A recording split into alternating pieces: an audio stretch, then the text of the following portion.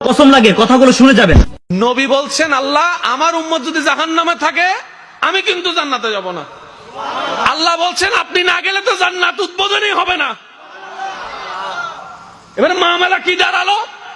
আল্লাহ পাক বলে যে আমি তাহকামুল হাকিমিন নিজেকে বলেছি, বিচার না করলেও তো জিনিসটা সুন্দর হয় না। অনবী একটা কাজ করেন, ওয়ালা সৌফা ইউতিকা রাব্বুকা ফাতারদা, আমি কাউকে বলি নাই, আপনাকে না বলেছি। আমার সাল্লাহ কাইল্লা রাহমাতাল লিল আলামিন কারো সম্পর্কে নাজিল করি নাই, আপনাকে দিয়েছি। ওয়ালাল আখিরাতু খায়রুল লাকা মিনাল উলা, কাউকে বলি নাই, আপনাকে বলেছি। আর আমি আল্লাহ ভালো করে জানি আপনি হচ্ছেন উম্মতের দরদী নবী।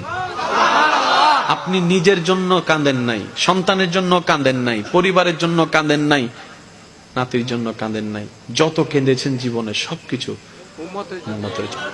এমনকি হাসরের ময়দানে যখন সর্বপ্রথম আমাদের নবীকে আল্লাহর হুকুমে তোলা হবে, আমাদের নবী উঠেই জিব্রাইল আলাইহিস সালামকে প্রথম প্রশ্ন করবে, ও আমার ভাই জিব্রাইল, আমার উম্মত গুলা কোথায়?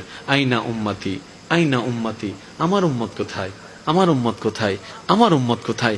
আমি উঠার আগেই নাকি আমার উম্মতকে জাহান্নামে দিয়ে দিয়েছো নাকি? আমার উম্মত কোন জাহান্নামে চলে গেছে নাকি? জিব্রাইল বলবে, ইয়া রাসূলুল্লাহ, প্রথমেই আপনাকে তোলা হয়েছে, এখনো আর কাউকে তোলা হয় নাই, প্রথমেই আপনি উঠেছেন। আমার নবী বলবে, আমার উম্মত গুলা কোথায়? জিব্রাইল বলবে, ইয়া রাসূলুল্লাহ, এখনো তারা উঠে নাই, উঠবে একটু পরে। নবী দৌড়ায় চলে যাবে আল্লাহর রহমতের দরবারের দিকে। সিজদায় যে পড়বে একটাই কথা থাকবে, রব্বি হাবলি উম্মতি, রব্বি হাবলি উম্মতি। একটু মনোযোগ চাইবো আমি আশেকদের, রব্বি হাবলি উম্মতি, ও আল্লাহ আমার উম্মত গুলাকে আমাকে দিয়ে দাও। তো উম্মতের লিস্টির ভিতরে তো আবু বকর সিদ্দিকের নামও আছে, উম্মতের লিস্টির ভিতরে তো ফারুকে আজমের নামও আছে, উম্মতের লিস্টির ভিতরে তো সাহাবায়ে কেরাম আজমাইনের নাম আছে, উম্মতের লিস্টির ভিতরে তো আহলে বাইতের নাম আছে, উম্মতের লিস্টির ভিতরে তো তাবি তবে তাবি আল্লাহর ওলিদের জান্নাতীদের নাম আছে। এবার আল্লাহ পাক বলবে, আপনি যে বললেন রব্বি হাবলি উম্মতি, উম্মতকে দেওয়ার জন্য আপনি কে আবু বকরের কথা বলছেন? নবী বলে যে না, আমার আবু বকরকে নিয়ে চিন্তা নাই, আমার ফারুককে নিয়ে চিন্তা নাই, আমার ওসমানকে নিয়ে চিন্তা নাই, আমার আলীকে নিয়ে চিন্তা নাই।